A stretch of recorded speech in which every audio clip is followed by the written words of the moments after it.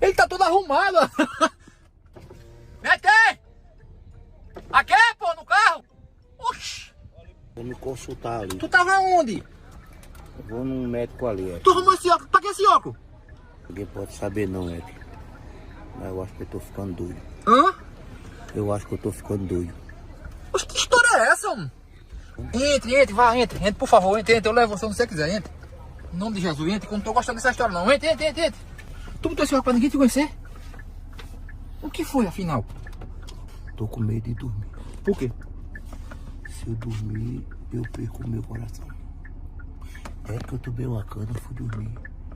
E tinha um médico lá que arrancou o meu coração. Tinha 4 metros, 4. Rodeando assim. O negócio Mas pra tu era um... arrancou meu coração. Mas era um sonho? Pra tu era um sonho ou era... Foi verdade. Eu tô achando que botaram